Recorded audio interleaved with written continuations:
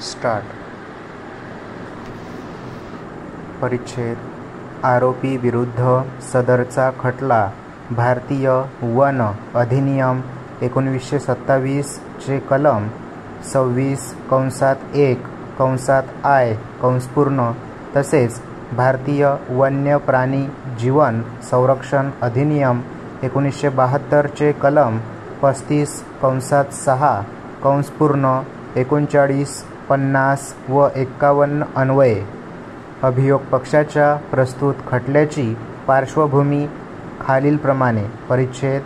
दिनांक 9/1/1998 रोजी पेंच राष्ट्रीय उद्यान राखीव वन कक्ष क्रमांक 571 व 72 मध्ये आरोपी क्रमांक 1 व 2 हे फरार आरोपी क्रमांक 1 ते 3 यांच्यासोबत मिळून संगनमत करून सदर राखीव वनक्षेत्रात विनापरवानगी प्रवेश केली.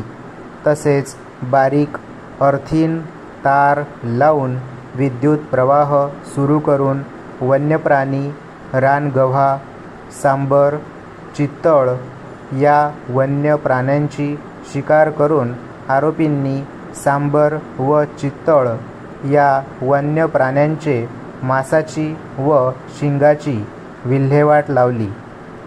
आरोपींनी वन अपराध केल्याने त्यांचे विरुद्ध वन अपराध पहिले प्रतिवृत्त क्रमांक 159/24 दिनांक 9/1/1998 नोंदवण्यात आले. परिच्छेद.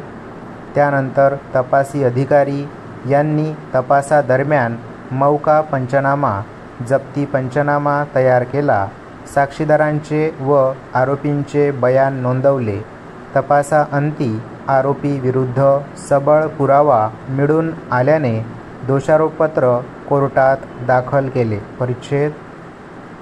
अभिलेखावर उपलब्ध असलेल्या अभियोग पक्षाच्या दोषारोपपूर्वीच्या पुराव्याच्या आधारे मी दिनांक 20/9/2023 रोजी आरोपी क्रमांक 1 व 2 यांच्या विरुद्ध उपरोक्त कलमान्वये दोषारोप ठेवला. सदर दोषारोप आरोपींना त्यांच्या मातृभाषेत समजावून सांगितला असता तो त्यांनी नाकबूल केला व प्रकरणातील संपरीक्षा करण्यात यावी असे सांगितले. आरोपी यांच्या विरुद्ध दोषारोप सिद्ध करण्यासाठी अभियोग पक्षाने एकूण 4 साक्षीदार तपासले.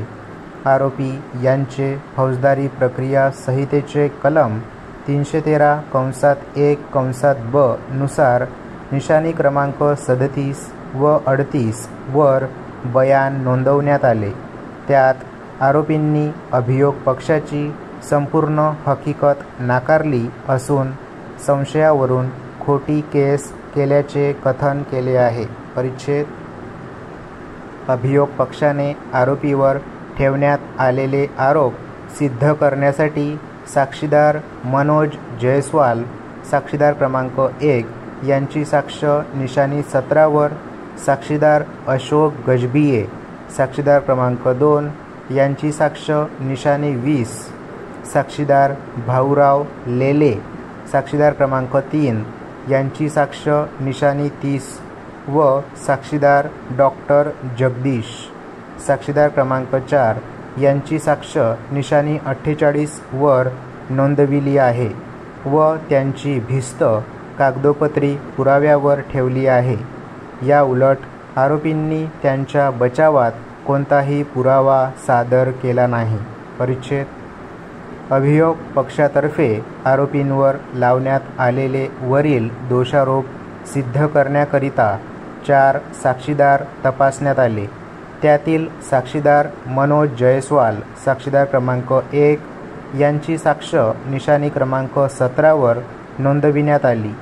त्यात त्यांनी असे कथन केले की दिनांक 9/1/1998 रोजी ते वनरक्षक यांच्यासोबत कक्ष क्रमांक 571 मध्ये गस्ती करत असताना त्यांना सडल्यासारखा वास आला.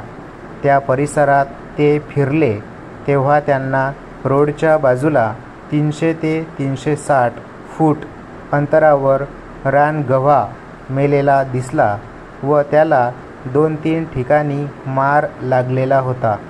आजूबाजूच्या परिसरात त्यांनी पाहणी केली असता त्यांना लाकडाच्या खुंट्या दिसल्या व त्या दिशेने ते गेले असता तेथे त्यांना अर्थिंग विद्युत वायर दिसला व विद्युत लाईनच्या खाली वायर दिसले.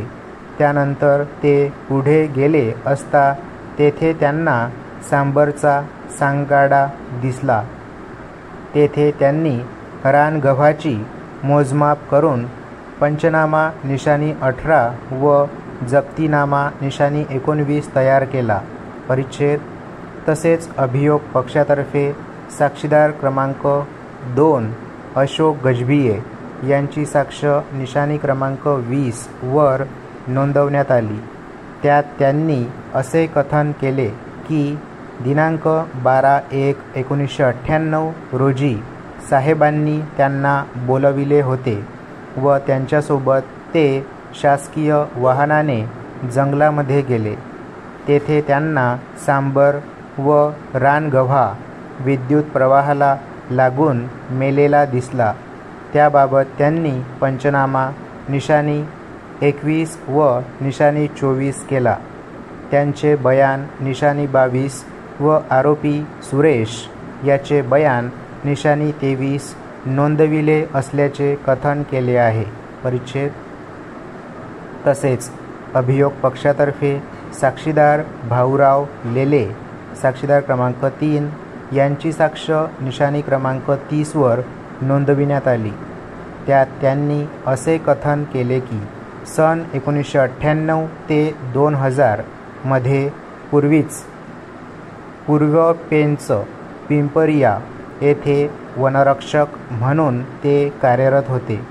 त्या दरम्यान बीट गस्ती करत असताना त्यांना रानगव्हा मरण पावलेला दिसला.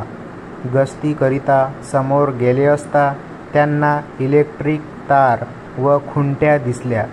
तेथील घटनास्थळी त्यांनी पंचनामा तयार केला. त्याबाबत त्यांनी शहानिशा केली असता त्यांना आरोपीबाबत त्यांनी गुप्त माहिती मिळाली. आरोपीकडे त्याबाबत विचारणा केली. त्यांनी गुन्ह्याची कबुली दिली. त्यांनी आरोपी सुरेश याचे पुरवणी बयान निशाणी 32 नोंदविले. सदर मुद्देमाल सुपूर्तनामा निशाणी 31 प्रमाणे त्यांच्या ताब्यात दिला. जप्तीनामा निशाणी 33 तयार केला. आरोपींचा अटक पंचनामा निशाणी 23 तयार केला. साक्षीदार यांचे बयान निशाणी 35 ते 38 यांच्या समक्ष नोंदवले. त्यांचे बयान निशाणी 39 नोंदविले. त्यानंतर POR निशाणी 42 फाडला. तसेच वनमजूर उमराव व किशोर यांचे बयान निशाणी 43 व 44 नोंदविले. आरोपीचे बयान निशाणी 41 नोंदविले.